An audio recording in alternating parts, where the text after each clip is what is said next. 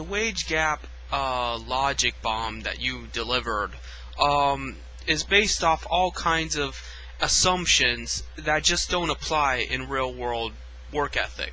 I mean, like, let's say you mentioned how two different companies make two different amounts of money and are going to naturally give their employees different wages. Well, maybe that's the problem with private enterprise, where you can do the exact same job the exact same way and yet somehow magically make less money because of how much income the company is making in general. And that doesn't even include the company's policies and bullshit that you have to endure. You know, people don't get a job because they like it. They get a job to feed their families and to work hard and hopefully make a better living for themselves or do something later on in life that they would like to do. You know, like me, I want to get a job so that I have money to, you know, build video games and such. So, you know, nobody works because they like to. They work to be productive in their own respective manner.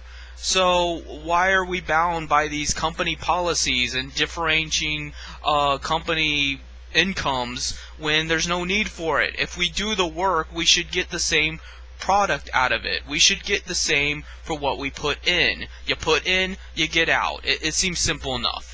And you say how it's based off experience. Well, you can't get experience unless you work. So how can they expect you to know how to do the job unless they hire you to do the job? You know what I'm saying? That it's a logical runaround. It's a freaking, you know, circular argument that they expect you to do the work, but they don't expect to hire you to do the work. And it's the same thing with college. They expect you to have a graduate's degree, a master's, a bachelor's, whatever. College is fucking expensive. So unless you have money, you're probably not going to be able to invest into college in order to make money. So unless you're born rich, you're never going to become rich. And that's why most of the rich assholes that exist have existed for generations after generations. Their parents were rich, their grandparents were rich, and that's how it's always been. That's why people fight for unions and labor rights and socialism, etc. You know, there's just so many issues. Oh, and you said like how enthusiasm plays a part. The guy with 37 pieces of flair. You know, that's just gullibility. That's what the employers want you to believe, that if you're just enthusiastic about your job and work hard and you like what you do, that somehow you'll be rewarded for being loyal and, you know, having a positive attitude. That's bullshit. Many people keep on a smile for work. You don't see people at Walmart flipping out and punching customers in the face, and believe me, they deserve it. No, they always work hard, they do what they're told, they try to come in on time, they try to follow the strict rules, and they put a fake-ass plastic smile on their face, and what do they have to show for it?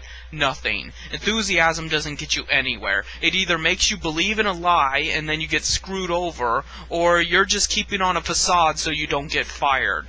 What kind of life is that for anybody? So every situation you give, I can counter-argue that with, why are you in that position to begin with? You know, so I agree with the feminists. I don't agree that it's just a woman's issue, but I definitely agree it's a worker's issue, and that if, you know, if women making up half of the population can benefit, hey, vicariously we all benefit. You know, I think that is why most times socialists and communists align with the reactionary nationalist left. That is, you know, black nationalists, white nationalists, feminist nationalists, and I consider all of them nationalists. I know a lot of feminists and, you know, these racially oriented groups and the gay rights and shit don't consider themselves nationalists. They think nationalists is just swastikas and Klan hoods. But it doesn't work that way. They all are protecting their little pet group, and they act like they're special, whether it's special superior or special they're the victim, and it's bullshit either way. But the fact is, every group makes up a large sum of the population, some more than others. So the communist rationale is, well, if they're going to help a big portion of the workers, then vicariously through that, that will help all of the workers. That's why we tolerate that, even though I do believe it is counter-revolutionary and contrary to the principles of communism. So, that is why I tolerate the feminists and the gay rights and shit, even though I am vehemently opposed to homosexuality and all sexuality for that matter.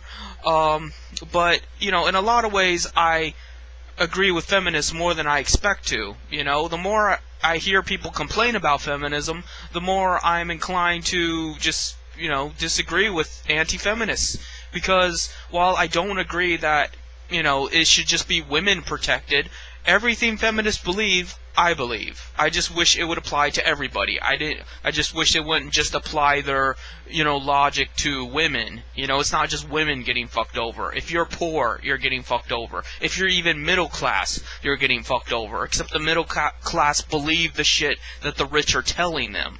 But essentially, anyone that isn't super rich and controls a multi-billion-dollar company is getting fucked over. They're working hard for nothing. They're working hard so that the billionaires can continue to live in their fortresses, but meanwhile, we're having to struggle day by day and work our asses off, being so productive and so progressive. We are the reason why we have all this technology and shit. You know the reason why you have a cell phone right now is because someone in the third world worked his ass off 10 hours a day, you know, putting it together, or someone in the US is doing it. Either someone in the US or in the third world is fucking working themselves to the bone so that you can have a cell phone, and so you can have food to eat, and so you can have plumbing and electricity, but they don't get paid shit for it. It's just someone up in upper management who's controlling the money and dictating everything and making up all the rules. Why? He doesn't do dick. He just sits around and commands and claims ownership. That's some bullshit. That's completely irrational. And that's why I believe that if men's rights activists need to join the left, you know, they need to become the nationalist movement for men. And while like I said, I don't agree with nationalism, I don't agree with this idea that certain groups are more victims than others and certain groups are better than others and need to be protected over others, I do think it would do more for the leftist ideology than simply saying to stop bitching, things aren't that bad, you know, if you just work hard, things will happen for you. And that's just completely wrong. So that's my video. I'm sure you'll probably disagree, but I just figure it needed to be said. See you later.